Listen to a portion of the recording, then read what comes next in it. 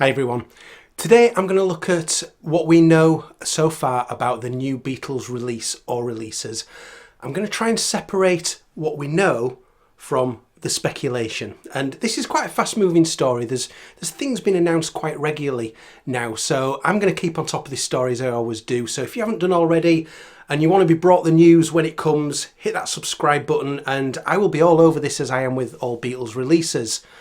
So, what do we know as fact? Well, I'm going to start first of all with the new Beatles song. Yes, new Beatles song, amazing, in 2023. It seems pretty certain now that that's going to be the song Now and Then, the John Lennon demo that was recorded in the 1970s.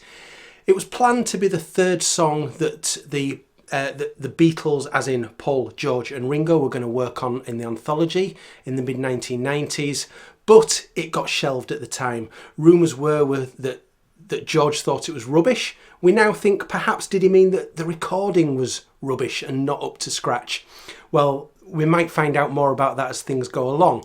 But what we know now is that the John Lennon song Now and Then has been cleaned up using the Peter Jackson technology MAL, machine assisted learning, that was used in the Get Back documentary. Brilliantly, really impressive technology, where they've taken John's demo that was John's voice, piano and apparently TV in the background, and the machine can look at the recording and say, right, that's a voice, that's a piano, that's the TV, get rid of the TV, let's have the piano there and the voice there. It can do that from a one-track recording, which just a few years ago would have been thought practically impossible. So they've been able to get a really good quality version of John singing this demo. What we know as well is that Paul McCartney fairly recently has added a new bass part to it, and that Ringo's added a new drum part. Now, some of this information's come recently from a recording that probably quite a few of you have heard, because this was 2 or 3 days ago now that this came out, from Penn Jillette from Penn and Teller, the Magicians. He did a podcast where he was talking about the fact that he'd been at Abbey Road and spent time with Giles Martin, and Giles had played in the new record, had told him quite a bit about the recording of it. And according to Giles, the story was that Giles had said to Ringo, could you do a new drum part for this? And Ringo had said, no, I'm not going to do that. And Giles Martin said, this could be almost certainly the last time you, the Beatles drummer, get asked to play drums on a Beatles record. Come on, Ringo. Ringo said, OK, I'll do it. This is assuming that the Penn Jillette story is to be believed. There's a few things in there that I'm not quite so certain about, so I'm going to tread carefully with some of that. But we know that Ringo and Paul have recently added instrumentation to John's demo. We know that George did some rhythm guitar work in the mid-90s during Anthology. That can be used. Now, as for additional vocals, this is where it gets interesting, and there's some things we know and there's some things that have been speculated partly by Penn Jillette. This is where it gets interesting. So in terms of Paul McCartney adding backing vocals, Penn Jillette suggested, and I'm not sure about this, I would certainly want clarification of this officially, if this is going to be the case. He says that they took Paul McCartney's vocal and made it sound younger, like a younger Paul. I'm not convinced until I hear that officially that that's happened. It might be that it's got Paul's current voice on it. It might be that Paul might have recorded some vocals back in the mid-90s that they're going to use.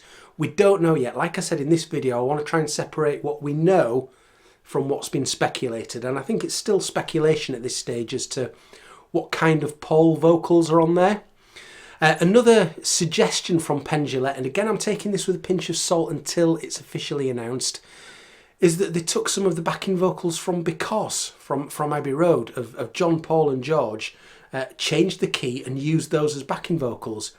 Interesting if it's true. It does make it sound almost like a Love album kind of technique, doing that.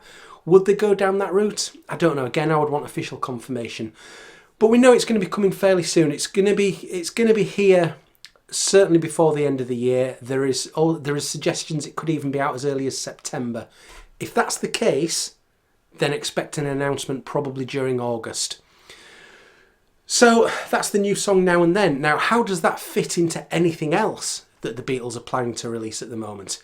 This is where it gets really tasty, folks.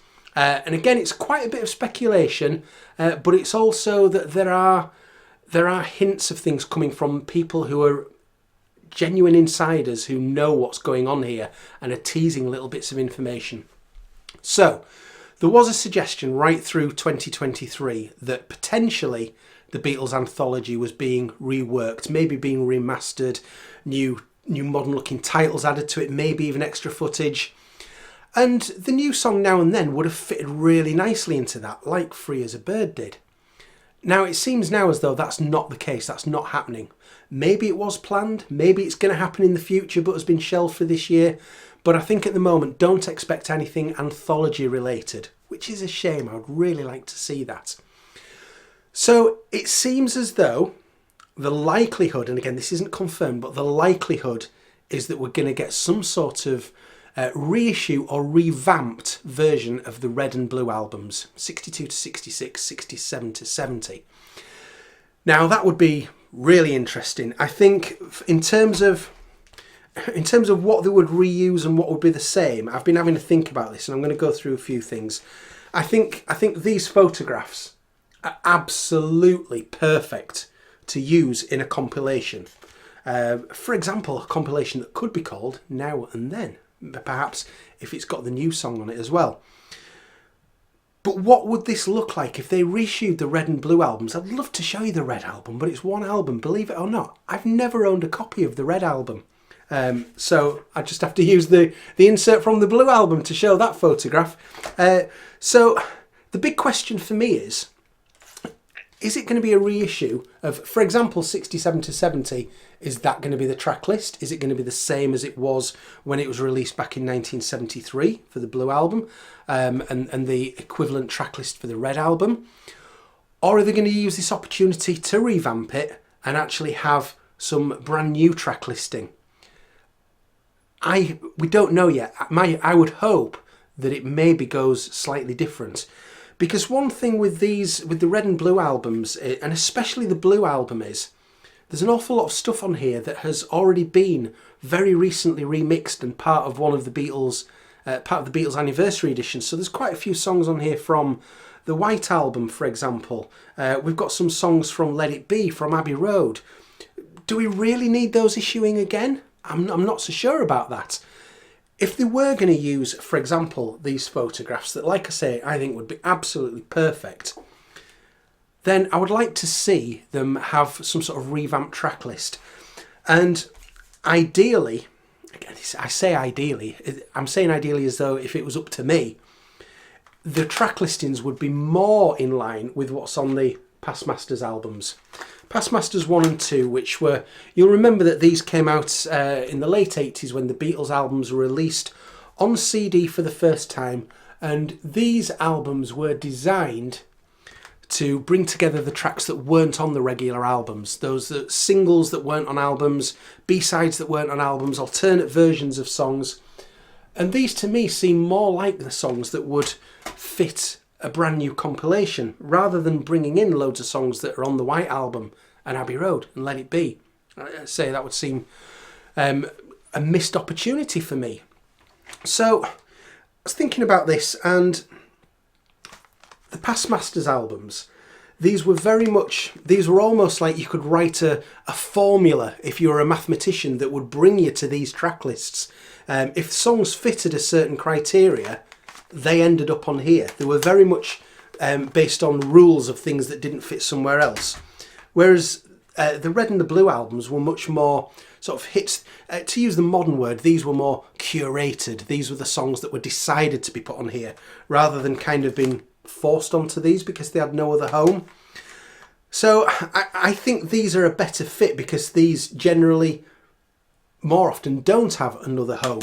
And if you're going to be releasing all the Beatles albums, which hopefully they will do, as deluxe editions, anniversary editions, then what's left is the things like the singles and the alternate versions that generally haven't had proper remixes yet. Okay, they did have remixes on the One Plus album from, I think it was from 2015. But I think the likelihood is that since 2017 and the, shall we say, the proper remix campaign started, I imagine they would probably go back and redo those. I found some of these very, very loud and quite sort of harsh on the ears to listen to. So I think they can do better than these. So I'm not going to come up with a proposed track list. It's an absolute fool's game, as the title of this video says. It's a mug's game trying to predict Beatles releases. So going to the lengths of trying to predict the track listing, it would be wrong. My guess would be wrong. Your guess would be wrong. We wouldn't get it right. But I would like to see a general theory, being that they're trying to sort of bring together the tracks that are on these two albums that don't have natural homes elsewhere, so that they can eventually complete the Beatles deluxe albums. That would be my wish, but that comes under the speculation part of this video. But it certainly seems that if you think of the red and blue albums as being a kind of a template, we're going to get something this year that is going to be either loosely or quite closely tied to that concept. Now, where would Now and Then, the song, fit onto that? Would they go back and redo Free as a Bird and Real Love? Because if you can make John's voice sound so much better, not through artificial intelligence, through AI, we're not talking about that, we're talking about being able to extract John's voice and get it as clean as you can without interference from other things on the tape. If they can do that with Now and Then, they can probably do a far better job now with John's vocal on Free as a Bird and Real Love than they could back in the 90s. So it may well be, could there be an edition that has the tracks that are going to appear on the revamped red and blue, whatever format that takes? Might there be an additional disc that's got Free as a Bird, Real Love, Now and Then? And if the compilation was going to be called Now and Then, which I'm not saying it is, but you never know, it might be, that would tie in nicely with that. So that also brings the question of a Rubber Soul Deluxe Edition, because since last year, when Revolver came out, the natural assumption has been, well, this year it'll be Rubber Soul. It certainly seems now as though we can say that that's not happening this year. I will be very surprised if that happens now. That seems very unlikely. Hopefully next year, hopefully they can get back on track with this, with Rubber Soul. I really don't want to see them miss out Magical Mystery Tour, because I think there's a potential for a great box set there. Maybe we'll talk about that more in another video sometime. But I think if the track listing, when the track listing is released for this new compilation that it seems is coming, if you bear in mind that on the 67 to 70 Blue album, we had various songs from the Magical Mystery Tour album. So All You Need Is Love, I Am the Walrus, Hello Goodbye, Fool on the Hill, Magical Mystery Tour. If they appear on the new compilation, that would make me a little bit concerned about whether or not a Magical Mystery Tour deluxe box is coming. If they've not included songs from the other deluxe albums, so if we find there's no Revolver songs, Abbey Road, White Album, etc., but there is a load of songs from Magical Mystery Tour, I'll get a bit concerned. If they're all missing, that gives me great hope that there's going to be a Magical Mystery Tour deluxe edition. So this is what we know at the moment. Like I say, it's quite a fast-moving story. I think maybe even a week from now, we might know a lot more. In a month's time, probably a whole lot more. I will be all over it, as I always am with Beatles releases. So like I say, please stick with me. Subscribe to the channel if you want to be brought news on those as it happens. But let me know your thoughts down in the comments as to what you would like to see in the new Beatles release. Would you like to see a strict reissue of the red and blue albums that doesn't mess with the track listing anyway? Would you like to see something that brings in elements from maybe other things that are slightly more rarities than appear on here that don't have a natural home anywhere else? Let me know. But thank you very much for watching, and I will see you again very soon. Bye.